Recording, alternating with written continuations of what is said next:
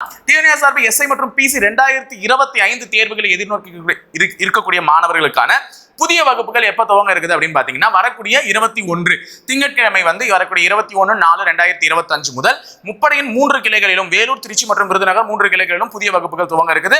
So புதிய வகுப்புகளுக்கு நீங்க சேரணும், அட்மிஷன் போடணும்னு நினைச்சீங்கன்னா வேலூர் அந்த 7200400395 அல்லது 398 நம்பருக்கும், திருச்சி அந்த 8111070706 அல்லது 708 நம்பருக்கும், விருதுநகர் அந்த 9363020246 அல்லது 247 நம்பருக்கும் நீங்க கால் பண்ணி டீடைல்ஸ் கெட் பண்ணிக்கலாம். இது மட்டும் இல்லாம எஸ்ஐ மற்றும் பிசி தேர்வுகளுக்கான பாட புத்தகங்களுமே என்கிட்ட அவைலபிளா தான் இருக்கு. இந்த கான்டாக்ட் நம்பரை நீங்க கான்டாக்ட் பண்ணும்போது அந்த புக்ஸ் பத்தின டீடைல்ஸ் நீங்க தெரிஞ்சுக்கலாம். ஓகேங்களா?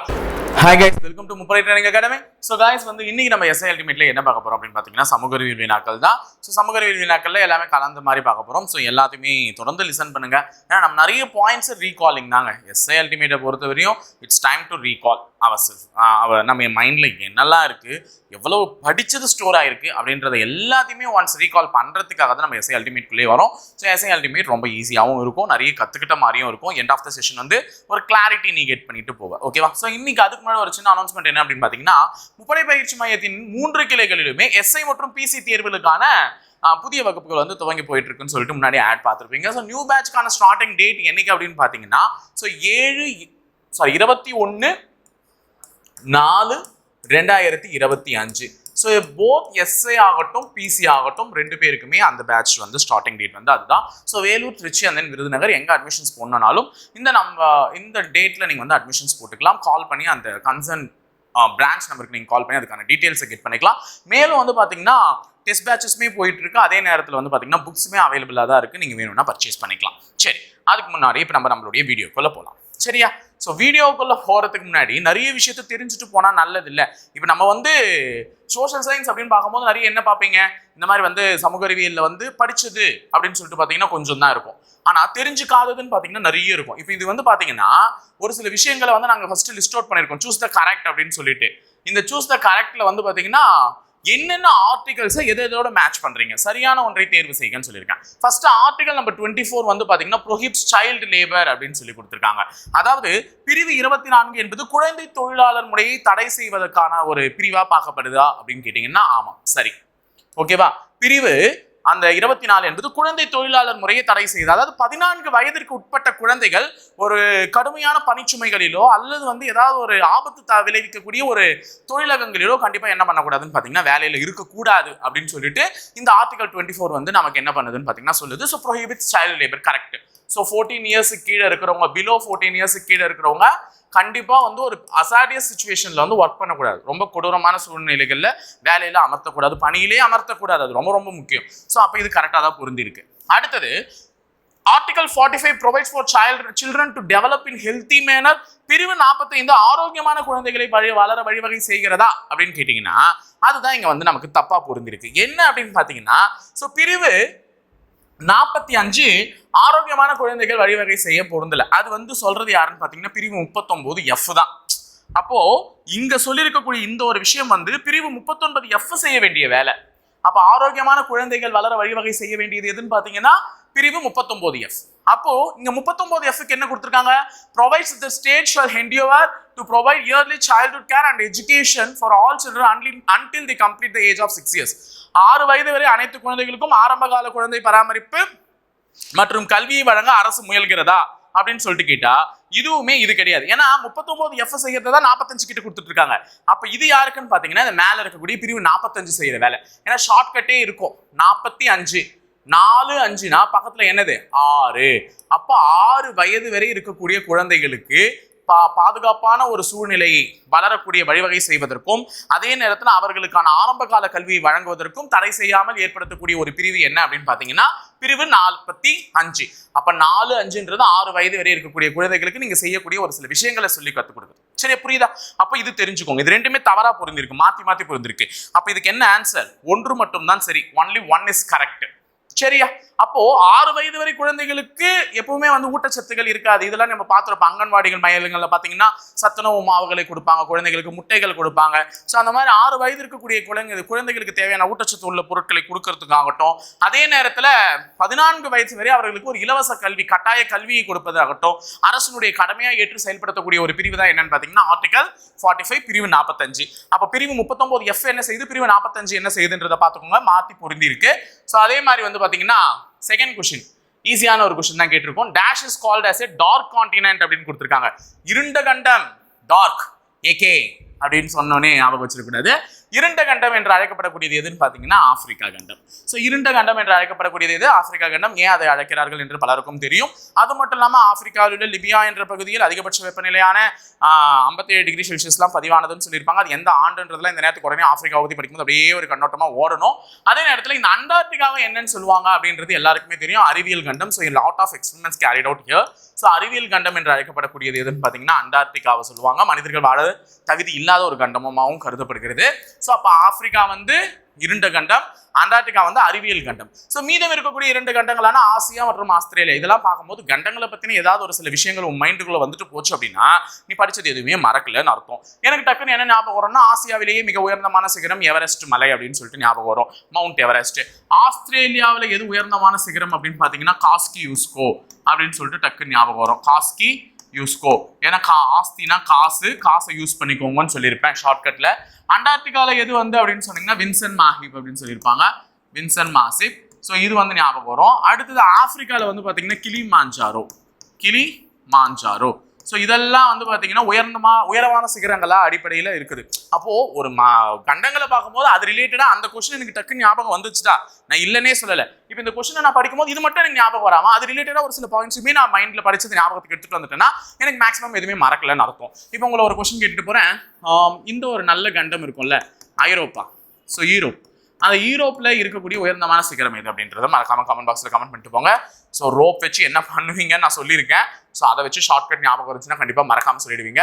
ஸோ த நெக்ஸ்ட் கொஸ்டின் வந்து பார்த்தீங்கன்னா India became A republic on. ரொம்ப ஈஸியான ஒரு கொஸ்டின் தான். ஆனால் இந்த ஈஸியான கொஸ்டினில் தெல்லப்படாத தகவல்களை நம்ம இப்போ சொல்ல போகிறோம். ஸோ இந்திய அரசியலமைப்பு எப்பொழுது நடைமுறைப்படுத்தப்பட்டது? ஆனால் கேள்வியிலே கான்ட்ராடிக்ஷன்ஸ் இருக்கு.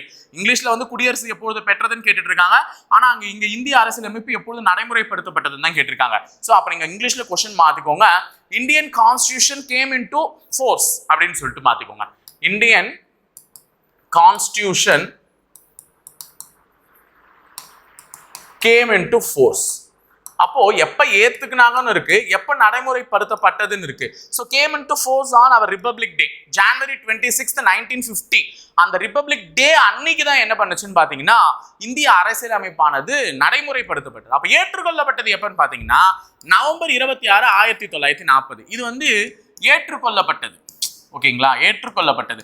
ஸோ அன்றைய தினத்தை தான் நம்ம என்னன்னு சொல்றோன்றது எல்லாருக்குமே ஞாபகம் இருக்கும். என்னன்னு சொல்லிட்டு இருக்கோம் அன்றைய தினத்தை நம்ம எல்லாருமே வந்து இதுன்னு சொல்லுவோம், கான்ஸ்டியூஷன் டே அப்படின்னு சொல்லுவோம். என்ன சொல்லுவோம்? கான்ஸ்டியூஷன் டே. முக்கியமான சில கரண்ட் அஃபேர்ஸ் பாயிண்ட்லாம் லிங்க் பண்ண போறோம் அடுத்தடுத்து ஒரு சில கொஸ்டின்ஸ் இல்லை. ஸோ கவனிச்சுட்டே வாங்க, வீடியோ எங்கேயுமே ட்ராப் பண்ணிக்காதீங்க. அரசியலமைப்பு நாள் அப்படின்னு சொல்லுவாங்க. ஓகேவா, அன்னைக்கு தான் நம்மளுடைய தேசிய பால் தினமும் கூட. ஓகேவா, என்னைக்கு? இந்த நவம்பர் 26 தான் நமக்கு தேசிய பால் தினம், நேஷனல் மில்க் டே அப்படின்னு சொல்லுவாங்க. ஏன் அதை அப்படி சொல்றாங்க அப்படின்னா நல்லா கவனிச்சுக்கோங்க. வர்கீஸ் குரியன் அவர்கள் வெண்மை புரட்சியின் தந்தை என்று அழைக்கப்படக்கூடிய வர்கீஸ் குரியன் அவர்களுடைய பிறந்த நாள் அன்று அன்னைக்கு தான் தேசிய பால் தினம்னு சொல்றாங்க, கான்ஸ்டியூஷன் டே அரசியலமைப்பு தினம்னு சொல்றாங்க. ஏன்னா அன்று தான் அரசியலமைப்பு ஏற்றுக்கொள்ளப்பட்டது. அப்போ 1950 ஜனவரி 26 அரசியலமைப்பு நடைமுறைப்படுத்தப்பட்டது. அன்னைக்கு தான் குடியரசு தினம். இப்போ இன்னொரு விஷயத்த சொல்லுங்க, உச்சநீதிமன்றம் தெரியும்ல, சுப்ரீம் கோர்ட். இது ரொம்ப முக்கியம். சுப்ரீம் கோர்ட் வந்து உச்சநீதிமன்றம் ஆரம்பிக்கப்பட்ட அந்த எக்ஸிஸ்டன்ஸ் வந்த நாளும் என்னைக்குன்னு பார்த்தீங்கன்னா சேம் இதே தான். ஓகேங்களா, எல்லாரும் இல்லை சார் அது 28 ஜனவரி 1950 தானே, நீங்க என்ன தப்பா சொல்றீங்க 26 அப்படின்னு சொல்லிட்டு கேட்பீங்க. கிடையாதுமா, 26 ஜனவரி 1950 தான் உச்சநீதிமன்றம் ஆரம்பிக்கப்பட்டது. எஸ்டாப்ளிஷ்டு உச்சநீதிமன்றம் ஆரம்பிக்கப்பட்டது. எஸ்டாப்ளிஷ்ட் ஆன் 26 ஜனவரி 1950 தான். 28ல தான் ஃபர்ஸ்ட் ஹியரிங், அந்த இனாகுரல் ஃபங்க்ஷன் முடிஞ்சு முதல் ஹியரிங் வந்திருக்கும் உச்சநீதிமன்றத்தில். புரிஞ்சுச்சிங்களா? வித்தியாசம் தெரிஞ்சுக்கோங்க. அப்ப ஜனவரி 26 குடியரசு தினம், அன்னைக்கே தான் அரசியலமைப்பு ஏற்றுக்கொள்ளப்பட்டது, நடைமுறைக்கு வந்தது. அன்னைக்கே தான் என்ன பண்ணிருக்கு, உச்சநீதிமன்றமும் வந்திருக்கு. ஏன்னா அரசியலமைப்பு ஏத்துக்கிட்ட நாள் அன்னைக்கு தான் உச்சநீதிமன்றத்தையும் திறந்து வச்சிருப்பாங்க. அரசியலமைப்புன்றது உச்சநீதிமன்றத்தோட தொடர்புடையது தானே. அப்ப அன்னைக்கே தான் உச்சநீதிமன்றமும் என்ன ஆயிடுச்சு, எஸ்டாப்ளிஷ் ஆயிடுச்சு. ஆனா அதுல முதல் ஹியரிங் வந்தது 28. ஸோ இதுக்கு முன்னாடி எலெக்ஷன் கமிஷன் ஆஃப் இந்தியா, இசிஐன்னு சொல்லக்கூடிய தேர்தல் ஆணையம். ஓகேங்களா, எலெக்ஷன் கமிஷன் ஆஃப் இந்தியா இதுவுமே இதே 1950 தான் ஜனவரி 25 ஏன்னா தேசிய வாக்காளர் தினம் அப்பதானே. அப்ப ஜனவரி 25ஆம் தேதி தொடங்கி வைக்கப்பட்டது. அப்ப 3 விஷயத்த சொல்லியிருக்கேன். ரிபப்ளிக் டே என்னைக்கு, அன்னைக்கு அரசியலமைப்பு ஏன் ஏற்றுக்கொள்ளப்பட்டது, நடைமுறைக்கு வந்தது, அன்னைக்கே தான் உச்சநீதிமன்றம் நடைமுறைக்கு வந்தது, ஆரம்பிக்கப்பட்டது. அதே மாதிரி எலெக்ஷன் கமிஷன் ஆஃப் இந்தியா தேர்தல் ஆணையம் வந்து 1950 ஜனவரி 25. சோ 3 விஷயத்த சொல்லியிருக்கேனா. சரி, அடுத்தது Chanakya is credited with a book titled Arthashastra. The book gives a detailed account of the Mauryan administration in is Arthasarita. சாணக்கியர் எழுதியது அர்த்தசாஸ்திரம் சொல்லியிருக்காங்க. ஆமா, சரி, ரொம்ப ரொம்ப சரி. சாணக்கியர் எழுதியது அர்த்தசாஸ்திரம். சாணக்கியர்னு பேர் இல்லைன்னா நீங்க என்ன பேர்லாம் இருக்கலாம், கௌடில்யர்னு இருக்கலாம், கௌடில்யர், ஓகேங்களா, கௌடில்யர்னு இருக்கலாம், இல்லைன்னா விஷ்ணுகுப்தர்னு இருக்கலாம். ஸோ 2 பேர் அவருக்கு, விஷ்ணுகுப்தர், கௌடில்யர், அடுத்தது சாணக்கியர், 3 பேர் அவருக்கு. அப்படின்னா அப்போ உனக்கு எதுவுமே இல்லைன்னா டக்குன்னு தெரிஞ்சு வச்சுக்கோங்க, கௌடில்யர்னும் இருக்கலாம், இல்லைன்னா விஷ்ணுகுப்தர்னும் இருக்கலாம். ஓகேங்களா, கௌடில்யர் ஆர் விஷ்ணுகுப்தர். ஸோ இந்த பெயர்களும் யாருடைய பெயர்கள் தான், சாணக்கியருடைய பெயர்கள் தான். அப்ப அவர் தான் எந்த புத்தகத்தை எழுதியவர், அர்த்தசாஸ்திரம் என்ற புத்தகத்தை எழுதியவர். அதாவது சந்திரகுப்த மௌரியருடைய பவர், சந்திரகுப்த மௌரியர் எப்படி தன்னுடைய அரசாங்கத்தை விரிவடைய செய்தார் அப்படின்னு சொல்லிட்டு அவருடைய பவரை பத்தி கொஞ்சம் டீடைல்டா எக்ஸ்பிளைன் பண்ணியிருக்கக்கூடியவர் தான் சாணக்கியர். அவருடைய அர்த்தசாஸ்திரம் என்ற புத்தகத்துல எக்ஸ்பிளைன் பண்ணிருப்பாரு. அப்ப அர்த்தசாஸ்திரத்தை எழுதியவர் சாணக்கியர் என்கிற, கௌடில்யர் என்கிற, விஷ்ணுகுப்தர், எத்தனை என்கிற, ஓகேவா. சோ இது முடிஞ்சிருச்சு. கீழே என்ன கொடுத்திருக்காங்கன்னா, மௌரிய நிர்வாகம் பற்றி விரிவாக எடுத்திருப்பது அர்த்தசரிதமா. இவ்வளவு நேரம் வாயை விட்டு கதறிட்டு இருந்த அர்த்தசாஸ்திரம் சாணக்கியர் எழுதியது, அவர் தான் சந்திரகுப்த மௌரியரினுடைய அந்த பவரை பத்தி சொல்லியிருப்பாங்க. யாரோட பவர், சந்திரகுப்த மௌரியர், ஓகேங்களா, சந்திரகுப்த மௌரியருடைய பவர், எப்படியெல்லாம் அவர் அவருடைய ஆட்சியை வந்து எஸ்டாப்ளிஷ் பண்ணாருன்னு சொல்லிட்டு அவ்வளவு கதை சொல்லி கடைசியில் அர்த்தசரிதத்துல சொல்லியிருப்பாங்கன்னு சொன்னது சரியா, தவறு. அப்ப மௌரிய நிர்வாகம் பற்றி விரிவாக எடுத்திருப்பது அர்த்தசரிதம் கிடையாது. எது, அர்த்த சாஸ்திரம். அல்லது இன்னொரு நூலும் இருக்கு, அது யாரு அப்படின்னா மெகஸ்தனிஸ். மெகஸ்தனிஸ் எழுதிய இண்டிகா, மெகஸ்தனிஸ் எழுதிய இண்டிகா. அப்ப இந்த நூலுமே வந்து மௌரியருடைய இதை பத்தி தான் சொல்லுது. யாரை பத்தி, மெகஸ்தனிஸ். சரியா. அப்ப மெகஸ்தனிஸ் எழுதிய இண்டிகா நூலும் சாணக்கியர் எழுதிய அர்த்தசாஸ்திரம் நூலும் தான் மௌரிய நிர்வாகங்களை பற்றி கூறியது. அப்போ அர்த்தசரிதம் வந்து மௌரிய நிர்வாகத்தை பத்தி எல்லாம் கூறல. சரி, அப்ப அர்த்தசரிதத்தை எழுதியது யார் அப்படின்றது ஞாபகம் வரணும். யார் அப்படின்னு பாத்தீங்கன்னா பாணபட்டர். யாரு, பாணபட்டர். பாணபட்டர் தான் வந்து அர்த்தசரிதத்தை எழுதியவர். சரியா, இப்ப தெரிஞ்சுச்சா இதெல்லாமே. அப்ப சாணக்கியர் என்பவர் அர்த்தசரிதத்தை எழுதியவர், அவருடைய பெயர் கௌடில்யர், விஷ்ணுகுப்தர். அவர் எழுதிய புத்தகமும் மெகஸ்தனிஸ் எழுதிய இண்டிகான்ற புத்தகமும் தான் நமக்கு டீடைலா எக்ஸ்பிளைன் பண்ணிக்கிட்டு இருக்கு. யாரை பத்தினா, சந்திரகுப்த நிர்வாகத்தை பத்தி. இதே நேரத்துல மௌரியருடைய இதை பத்தி எடுத்துரைப்பது அர்த்தசரிதம் கிடையாது. அர்த்தசரிதம் என்பது என்ன, எல்லாருமே நல்லபடியா தெரிஞ்சுக்கோங்க. அர்த்தசரிதம் இது பாணபட்டர் எழுதிய ஒரு நூல் தான். சரியா. அடுத்தது 5வது கேள்வி என்ன கொடுத்திருக்காங்கன்னு பாரு. which of the following is incorrectly matched. இதுதான் கரண்ட் அஃபேர்ஸோட ரிலேட் பண்ண போறேன். ஸோ கொஞ்சம் நல்லா கவனிச்சுக்கோங்க. கரண்ட் அஃபேர்ஸோட ரிலேட் பண்ணக்கூடிய கொஸ்டின் என்ன அப்படின்னு பாத்தீங்கன்னா, செம்மொழிகளாக அறிவிக்கப்பட்ட ஆண்டு. நமக்கு செம்மொழிகள் அப்படின்னும் போது 6 மொழிகள் இருந்தது, கிளாசிக்கல் லாங்குவேஜஸ். ஓகேவா. எந்த ஆண்டுல இருந்து, 2004 இருந்து 2014 நமக்கு 6 மொழிகள் அறிவிக்கப்பட்டது. அதுல நம்மளுடைய தாய்மொழியான தமிழ் மொழி தான் முதலில் செம்மொழி என்று அறிவிக்கப்பட்டது. எந்த ஆண்டு, 2004. அப்போ இது சரியா பொருந்திருக்கு. ஓகேவா. நமக்கு இன்கரெக்ட்லி மேட்ச்டு, தவறானது தான் எதுன்னு கேட்டிருக்காங்க. அப்ப அடுத்தது 2005ஆம் ஆண்டு எந்த மொழி வந்துச்சுன்னு பாத்தீங்கன்னா, சமஸ்கிருதம் சொல்லக்கூடிய சான்ஸ்கிரிட். ஓகேங்களா, சமஸ்கிருதம் சொல்லக்கூடிய சான்ஸ்கிரிட். அப்ப அதுவுமே சரியா தான் பொருந்திருக்கு. அடுத்தது வந்து பாத்தீங்கன்னா 2008ல 2 மொழிகளுக்கு செம்மொழிகளுக்கான அந்தஸ்து கொடுத்திருப்பாங்க. என்னன்னு பாத்தீங்கன்னா, ஒன்னு தெலுங்கு, இன்னொன்னு என்னன்னு பாத்தீங்கன்னா கன்னடம்.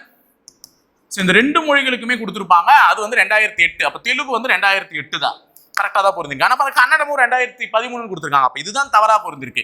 3 சரியா பொருந்திய காரணத்தினாலே 4வது இருக்கிறது தான் தவறு. கன்னடமும் எந்த ஆண்டு தான், 2008 தான். ஏன்னா தெலுங்கும் கன்னடமும் சகோதரிகள் மாதிரி.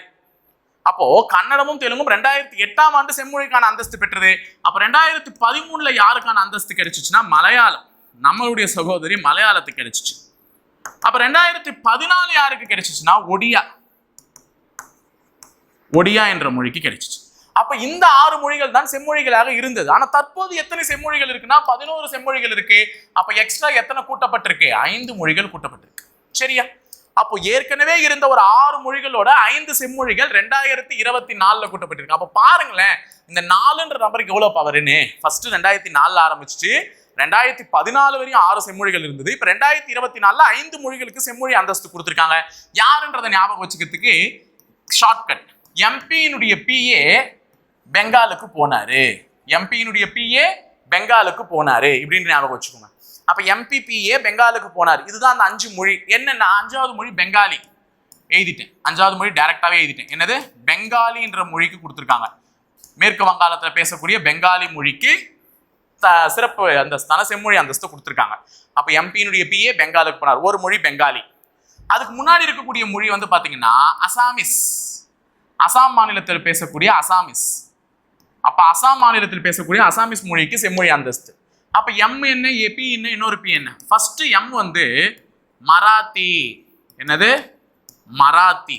மராத்தி மொழிக்கு கொடுத்துருக்காங்க, மகாராஷ்டிரால பேசுறது. அடுத்து இந்த பி பாலி. இன்னொரு பி பிராகிருத். பிராகிருதம். பிராகிருதம். சரியா? அப்ப கரண்ட் அஃபேர்ஸ் ரிலேட் பண்ணிட்டேனா? அப்ப 2024 5 மொழிகளுக்கு செம்மொழி அந்தஸ்து கொடுக்கப்பட்டுள்ளது. ஒன்னு எம்பியினுடைய பிஏ பெங்காலுக்கு போனார். எம்பி என்றால் மராத்தி, பாலி, பிராகிருதம், அசாமீஸ், பெங்காலி. இந்த 5 மொழிகளுக்கும் ஏற்கனவே இருந்த 6 மொழிகளோட செம்மொழி அந்தஸ்து கிடைச்சு. இப்போ தற்போதுள்ள செம்மொழிகளின் எண்ணிக்கை என்ன? 11. சரி, அப்ப தவறா பொருந்துள்ளது இதுன்னு சொல்லிட்டோம். அடுத்தது ஹூ ரோட் முத்ராக்ஷா? முத்ராட்சத்தை எழுதியவர் யாருன்னு கேட்டிருக்காங்க. முத்ராட்சை எழுதியவர் வேற யாரும் இல்ல, விசாகதத்தர் அவர்கள். ஓகேவா? சோ விசாகதத்தர் அவர்கள் தான் முத்ராட்சத்தை எழுதியவர். இந்த முத்ராட்சம் என்ற நூல் எதை பற்றியதுன்னா, இதுவுமே சந்திரகுப்த மௌரியர்கள் வந்து அந்த தனநந்தர்ன்னு சொல்லியிருப்பீங்கல்ல. சோ நந்த வம்சத்தினுடைய நந்தா டைனசிட்டி இருக்கும்ல, அவத்தினுடைய கடைசி அரசரான தனநந்தரை தோற்கடிச்சு சந்திரகுப்த மௌரியர் வந்து எப்படி தன்னுடைய ஆட்சி நிர்வாகங்களை பெருக்கினார் அப்படின்றத கூறக்கூடிய ஒரு நூலாதான் இருக்கு. சரியா? அடுத்தது என்ன கொடுத்திருக்காங்க? Ashoka shines and shines brightly like a bright star even unto this day. Who said the above statement? அசோகர் ஒரு பிரகாசமான நட்சத்திரம் போல் இன்று வரை ஒளிகிறார். இதை யார் கூறியது அப்படின்னு சொல்லியிருக்காங்க. அசோகரை பற்றி ஒரு புகழ்மிக்க வசனம். அவர் ஒரு பிரகாசமான நட்சத்திரம் போல் இன்றளவும் ஜொலிக்கிறார் அப்படின்னு யார் கூறினதுன்னா HG வெல்ஸ் அவர்கள் தான் கூறியிருக்கிறார். அப்ப VA ஸ்மித் அவர்கள் என்ன சொல்லியிருப்பாரு? ஞாபகம் வருதா? டக்குன்னு இப்பதானே பார்த்தோம் எஸ்ஏ அல்டிமேட்ல. இனங்களின் அருங்காட்சியகம் என்று கூறியவர். எத்தனாலஜிக்கல் மியூசியம் அப்படின்னு சொல்லிட்டு ஒரு ஸ்டேட்மெண்ட்டை சொல்லியிருப்பவர் வந்து VA ஸ்மித். அடுத்தது இவர் இல்ல, ஆஸ்போன் ஸ்மித். இவர் யாருன்னு பாத்தீங்கன்னா ரிசர்வ் பேங்க் ஆஃப் இந்தியா, இந்தியாவினுடைய RBI ஆளுநர், முதல் ஆளுநர் அப்படின்னு சொல்லிட்டு பார்த்திருப்போம். அடுத்தது which was constructed across the Kaveri to divert water throughout the delta region for irrigation. காவேரியின் குறுக்கே டெல்டா பகுதி முழுவதும் பாசனத்திற்காக நீரை திருப்புவதற்காக கட்டப்பட்டது எது? நல்லா தெரியும், காவேரி என்பது சோழர்கள் வாழ்ந்த பூமி. அந்த சோழர்கள் வாழ்ந்த பூமி வந்து அந்த பொன்னி நதி பாட்டிலே காமிச்சிருப்பாங்க எவ்வாறு வந்து புகழ் பெற்றது அப்படின்னு சொல்லிட்டு. காவேரியால தான் வளம் பெற்று இருக்கும். அப்படி காவேரி டெல்டா பகுதி முழுவதுமே வளம் பெற்று இருக்கக்கூடிய அந்த ஒரு இது எந்த அணை கட்டியதன் மூலமாக நடந்திருக்கும் அப்படின்னு பாத்தீங்கன்னா, கல்லணை அணை. கட்டியவர் யார் என்று உங்க எல்லாருக்குமே தெரியும், ஆதித்ய கரிகால சோழன் அவர்களால். ஓகேவா? அப்ப கல்லணை அணை தான் முதலில் கட்டப்பட்ட அணையும் கூட. சோ அது வந்து பெருமை மிகு தமிழர்களின் வரலாற்றை பறைசாற்றக்கூடிய ஒன்று. அடுத்தது கொடுத்திருக்காங்க 9th questionல, the title assumed by Cheras, the title assumed by Cholas and the title assumed by Pandyas. So எதெல்லாம் கரெக்டா மேட்ச் ஆயிருக்கு? which of the following statements are not true? ஆமா, not true ன்னு கேட்டிருக்காங்க. தவறாக பொருந்தியுள்ளது எது? எவை உண்மையானவை அல்ல, தவறாக பொருந்தியுள்ளது எதுன்னு கேட்டிருக்காங்க. அப்போ கீழே பார்த்தேன், பாண்டியர்கள் சுட்டி கொண்ட பட்டங்கள் வந்து மாறன், வழுதி, செழியன், தென்னர். கரெக்ட். ஏன்னா பாண்டவர்கள் தென்னாட்டை சேர்ந்தவர்கள். ஸோ தென்னர்கள், செழியர்கள், வழுதி, மாறன் இந்த பட்டப்பெயர்கள் எல்லாமே பாண்டியர்களுக்கு உரியதுதான். அப்ப கீழே இருக்கிறது சரியாதான் பொருந்தி இருக்கு, நம்மள தவறா பொருந்தி இருக்கிறது தான் கேட்டிருக்காங்க. அப்படியே மேல பார்த்தோம், சோழர்கள் சுட்டி கொண்ட பெயர்கள் ஆதவன், குட்டுவன், வானவன், இரும்பறை. சேரன் இரும்பறை தான் கேள்விப்பட்டிருக்கேன். சேரன் இரும்பறை மரகத நாணயம் படம் பார்த்திருந்தாலே தெரிஞ்சிருக்கும். இரும்புரை என்ற அரசன் சேர குலத்தை சேர்ந்தவன். அப்ப அது சேரர்கள் சுட்டி கொண்ட பெயர்கள். இந்த ஆதவன், குட்டுவன், வானவன், இரும்புரை இது எல்லாமே சேரர்கள் சுட்டி கொண்ட பட்டங்கள். அப்ப சோழர்கள் சுட்டி கொண்ட பட்டங்கள் எது அப்படின்னு பாத்தீங்கன்னா, சென்னி, செம்பியன், கிள்ளி, வலவன். ஓகேவா? ஏன்னா நீங்க பொன்னியின் செல்வன் படம் பார்த்திருந்தீங்கன்னா தெரியும், த்ரிஷா வந்து குந்தவை தேவி அப்படின்னு சொல்லியிருப்பாங்க. அவர்களை எடுத்து வளர்த்தவர் வந்து பாத்தீங்கன்னா செம்பியன் மாதேவி அப்படின்னு சொல்லிட்டு அந்த கேரக்டர் வந்து அவங்க இன்ட்ரோடியூஸ் பண்ணுவாங்க. அப்போ அவங்களை எடுத்து வளர்த்த இவங்க இளைய பிராட்டின்னு சொல்லுவாங்க, அவங்கள பெரிய பிராட்டின்னு சொல்லுவாங்க. அப்போ அவங்க பேர் வந்து பாத்தீங்கன்னா செம்பியன் மாதேவின்னு தான் சொல்லியிருப்பாங்க. அப்ப செம்பியன் என்பது அந்த பொன்னியின் செல்வன் வந்து படம் வந்து முழுக்க சோழர்களை பற்றிய வரலாற்றை கூறக்கூடிய ஒரு நாவல். அதனால அதுல செம்பியன் என்ற பட்ட பெயர் வந்து சோழர்கள் சுட்டி கொண்டதாக காண்பிக்கப்பட்டிருக்கும். அதனால செம்பியன், சென்னி, கிள்ளி, வலவன் அது எல்லாமே சோழர்கள் சுட்டி கொண்ட பெயர்கள். அப்ப முதலில் இருக்கக்கூடிய இரண்டுமே தவறாதான் பொருந்தி இருக்கு. அப்ப 1 மற்றும் 2 தவறாக உண்மை அல்ல. சரியா? 1 மற்றும் 2 உண்மை அல்ல. அடுத்து 10வது question. Nalanda was ravaged and destroyed by Mamluks Turkish Muslims under whom. Nalanda பல்கலைக்கழகம் யாரால் அழிக்கப்பட்டதுன்னு தமிழ்ல தெளிவா கேட்டுட்டு இருக்காங்க. ஆனா மேல வந்து தெளிவா இங்கிலீஷ்ல வந்து மம்லுக்கால் அழிக்கப்பட்டது, மம்லுக்குகளை அடிமையாக கொண்டு அழிக்கப்பட்டது அப்படின்லாம் சொல்லியிருக்காங்க. அப்ப மம்லுக் என்றால் என்னன்னு பாத்தீங்கன்னா அடிமை. அப்போ மம்லுக் என்றால் என்னது? அடிமை. ஓகேவா? இந்த வார்த்தை தெரிஞ்சு வச்சுக்கோங்க. மம்லுக் என்றால் அடிமை. துர்கிஷ் முஸ்லிம் அவர்களை வந்து பகடைக்காய்களாக பயன்படுத்தி யார் மூலமாக அழிக்கப்பட்டது நாலந்தா பல்கலைக்கழகம் என்றால் பக்தியார் கில்ஜியினால் அழிக்கப்பட்டது. எந்த ஆண்டு அழிக்கப்பட்டதுன்னு தெரிஞ்ச கமெண்ட் பாக்ஸ்ல கமெண்ட் பண்ணுவோம். ஓகேவா? சோ பக்தியார் கில்ஜி என்பவரால் தான் நாலந்தா பல்கலைக்கழகம் அழிக்கப்பட்டது. அப்ப நாலந்தா பல்கலைக்கழகம் யாரால் உருவாக்கப்பட்டது? அப்படியே ஒரு கேள்வி முளைக்கணும்ல. அழிக்கப்பட்டதுன்னு தெரிஞ்சுச்சுன்னா உருவாக்கப்பட்டது யாராலும் தெரியணும். உருவாக்கப்பட்டது யாரால் அப்படின்னு பாத்தீங்கன்னா சமுத்திரகுப்தரால் உருவாக்கப்பட்டது. ஓகேங்களா? சமுத்திரகுப்தரால் உருவாக்கப்பட்டது. எத்தனை குப்தா? குப்தா குப்தா குப்தான்னு வந்துனே இருக்கு. அப்ப சமுத்திரகுப்தரால் உருவாக்கப்பட்டது நாலந்தா பல்கலைக்கழகம், அழிக்கப்பட்டது பக்தியார் கில்ஜி அவர்களால். சரியா? அடுத்தது 11வது கேள்வி. Who was the army general of Narasimhavarman I who was popularly known as சிறுதொண்டர்? சிறுதொண்டர் என்று பிரபலமாக அறியப்பட்ட முதலாம் நரசிம்மவர்மனின் படைத்தளபதி யாருன்னு சொல்லிட்டு கேட்கிறாங்க. 63 நாயன்மார்கள். சிவனடியார்கள் என்னன்னு சொல்லுவாங்கன்னா நாயன்மார்கள் சொல்லுவாங்க. விஷ்ணுவை தொடரக்கூடியவர்கள் என்னன்னு சொல்லுவாங்கன்னா ஆழ்வார்கள் சொல்லுவாங்க. அப்ப நாயன்மார்கள் எத்தனை பேர்னு உனக்கு கேட்கலாம். நாயன்மார்கள் இவர் எல்லாமே வந்து சிவனை தொழக்கூடியவர்கள். அப்ப நாயன்மார்கள் சிவனை தொழக்கூடியவர்கள் எத்தனை பேர்? 63. விஷ்ணுவை தொடரக்கூடியவர்கள் யாருன்னு பாத்தீங்கன்னா இதிகாசத்துல கூடப்பட்டதா ஆழ்வார்கள். இதெல்லாம் விஷ்ணு. ஓகேங்களா? இது எத்தனை பேருன்னு பாத்தீங்கன்னா 12 ஆழ்வார்கள். அப்ப ஆழ்வார்கள் 12, நாயன்மார்கள் 63. அந்த 63 நாயன்மார்களில் ஒருவரானதா இந்த பரஞ்சோதியார் காணப்படுகிறார். அந்த பரஞ்சோதியார் என்பவர் நரசிம்மவர்மனுடைய படைத்தளபதி ஆவார். பல்லவ மன்னனான நரசிம்மவர்மனுடைய படைத்தளபதி ஆவார். அவரை என்னவென்று அறியலாம்? சிறுதொண்டர் என்று பிரபலமாக அறியப்பட்டவர் அவர். அப்ப பரஞ்சோதியார் என்று அழைக்கப்படக்கூடிய அவருடைய இன்னொரு பெயர் சிறுதொண்டர். அவர் யாருக்கு படைத்தளபதியாக செயல்பட்டார்? நரசிம்மவர்மனுக்கு படைத்தளபதியாக செயல்பட்டார். சரி, 12வது கேள்வி. Who wrote the book Wings of Fire? So 2020 essay னுடைய question இதுதான். 2020 essay क्वेश्चन இது. சோ அக்னி சிறகுகள் என்ற புத்தகத்தை எழுதியவர் யார் அப்படின்னு பாத்தீங்கன்னா அப்துல் கலாம் ஐயா அவர்கள். இவர் வந்து புகழ்பெற்றவர். கிட்டத்தட்ட 12 புத்தகங்கள் எழுதியிருக்கிறார். சோ இளைஞர்களின் கதவை தட்டி எல்லா இளைஞர்களும் ஆசைப்பட வேண்டும், கனவுகளை நிறைவேற்ற வேண்டும் என்று பலராலும் சொல்லப்பட்ட ஒரு அப்துல் கலாம் ஐயா அவர்கள் இந்த புக்கை எழுதியிருக்காரு. அதுல ரொம்ப புகழ்பெற்ற புத்தகமான அவருடைய நாவல் வந்து பாத்தீங்கன்னா அக்னி சிறகுகள் அப்படின்ற புத்தகத்தை எழுதினார். Wings of fire. ஸோ எழுதியவர் யாருன்னு பாத்தீங்கன்னா அப்துல் கலாம் ஐயா அவர்கள் தான். ஸோ 2020 எஸ்ஐ கொஸ்டின் நடக்காம ஞாபகம் வச்சுக்கோங்க. அடுத்தது, who was the first grand master of India? இந்தியாவின் முதல் கிராண்ட் மாஸ்டர் யார்? எல்லாருக்குமே தெரியும். ஆப்வியஸ்லி இட்ஸ் விஸ்வநாதன் ஆனந்த் அவர்கள் தான். ஸோ விஸ்வநாதன் ஆனந்த் என்று ரொம்ப பெரிய சதுரங்க வீரர். அவர் எந்த விளையாட்டுடன் தொடர்புடைய என்றால் சதுரங்க விளையாட்டுடன் தொடர்புடையவர்.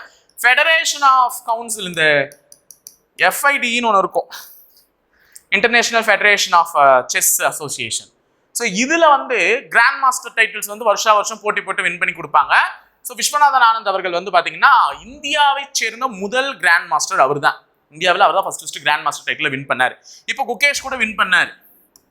குகேஷ் எல்லாராலும் அறியப்பட்ட ஒரு பிளேயர். ஏன்னா தமிழகத்தை சேர்ந்த ஒருவர், இளம் வயதிலேயே உலக செஸ் சாம்பியன்ஷிப் பட்டத்தை வென்றவர். நல்லா கவனிச்சுக்கோ, கிராண்ட் மாஸ்டர் வேற, உலக செஸ் சாம்பியன்ஷிப் வேற. குகேஷ் எத்தனையாவது கிராண்ட் மாஸ்டர்னு கேட்டீங்கன்னா 85வது கிராண்ட் மாஸ்டர். அப்ப கிராண்ட் மாஸ்டர்ல அவர் 85வது கிராண்ட் மாஸ்டர்.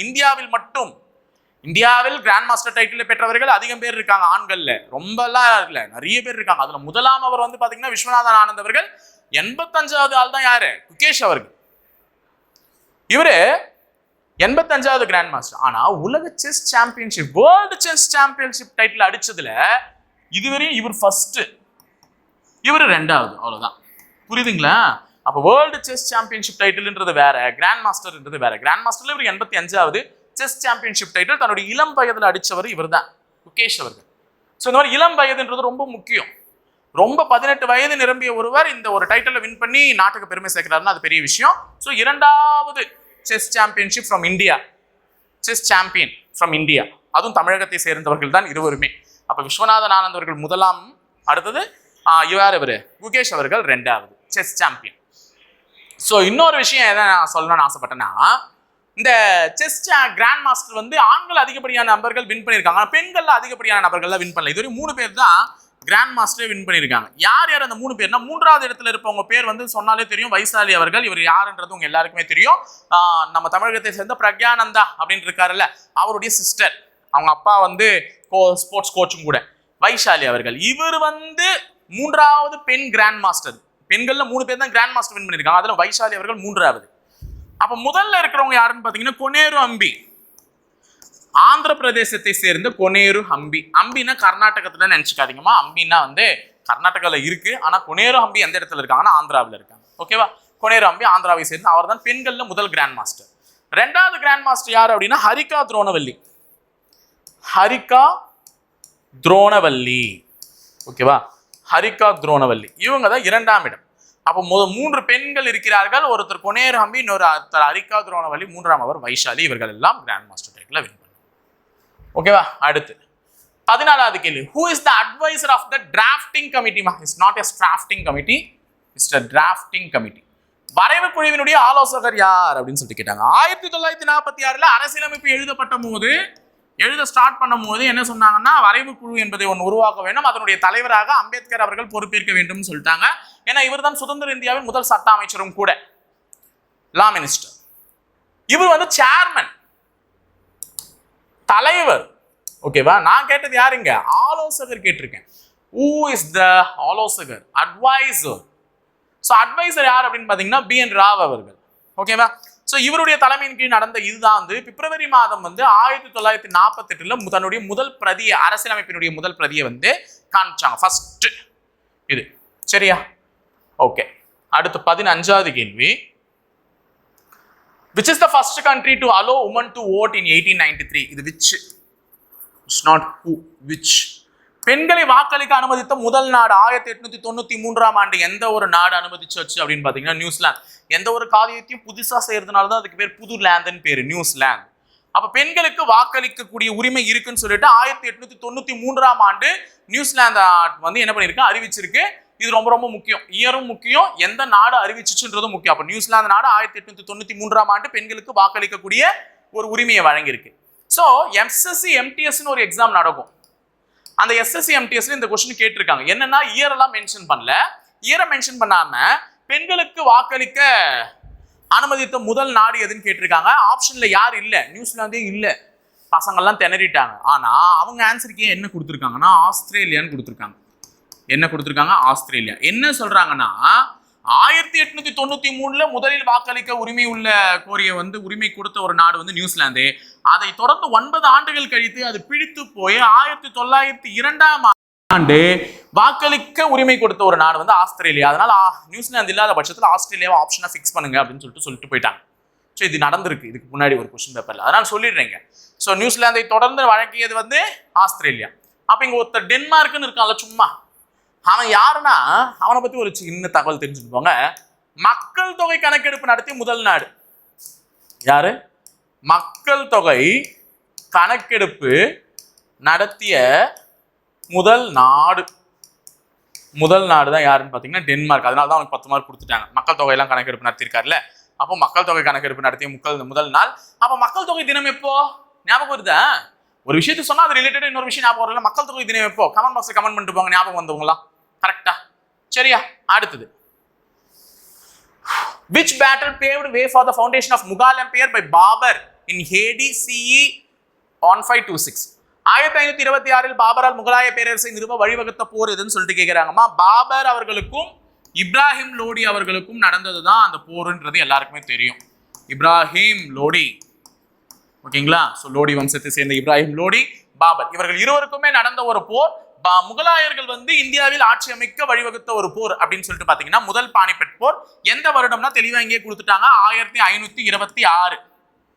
அப்ப 2ஆம் பானிபட் போர் எப்ப நடந்தது? டக்குன்னு அந்த இயர் உனக்கு மைண்ட்ல ஓடணும்ல, ஸ்ட்ரைக் ஆகணும்ல, 1556. அப்ப 3வது பானிபட் போர் எப்ப நடந்தது அப்படின்னு சொல்லிட்டு கேட்டாங்கன்னா 1761. எல்லாத்துலயும் 6 வரணும், லிங்க் பண்ணிக்கோ. 1526, 1556, 1761 எல்லாத்துலயும் ஒரு 6 கண்டிப்பா இருக்கணும். அப்ப 1526 முதலாம் பானிபட் போர், 56 2ஆம் பானிபட் போர், 61 1761 3ஆம் பானிபட். சரியா? ஓகே. முதல் பானிபட் போர் யாருக்கும் இடையே நடந்தது? பாபர் மற்றும் இப்ராஹிம் லோடி அவர்களுக்கும் இடையே நடந்தது. When was Abdul Kalam received Bharat Ratna? Abdul Kalam ஐயா அவர்கள் எப்பொழுது பாரத ரத்னா விருதை பெற்றார்? ஊருக்கே தெரிஞ்ச விஷயம், 1997. நான் போன கிளாஸஸ்லயும் சொல்லியிருப்பேன். ஸோ 1997 தான் அப்துல் கலாம் ஐயா அவர்களுக்கு இந்தியாவின் குடியரசுத் தலைவரான அப்துல் கலாம் ஐயா அவர்களுக்கு பாரத ரத்னா விருது வழங்கப்பட்டது. 90களில் வாங்கினவர் யாருன்னு பார்த்தீங்கன்னா சட்டமேதையான அம்பேத்கர் அவர்களுக்கும் அதே நேரத்தில் வெளிநாட்டவரான நெல்சன் மண்டேலா அவர்களுக்கும் வழங்கப்பட்டது. 1976 நம்மளுடைய காமராஜர் ஐயாவுக்கு கிடைச்சிருக்கும். அதே நேரத்தில் அந்த 76 தான் சிறு குறு அரசியலமைப்பு வந்து 42ஆம் சட்ட திருத்தத்தின்படி பண்ணது, 42ஆம் சட்ட திருத்தம் நடந்தது அப்படின்றதெல்லாம் சொல்லியிருப்பேன். அடுத்தது, when did UNESCO recognized Mamallapuram as World Heritage Site?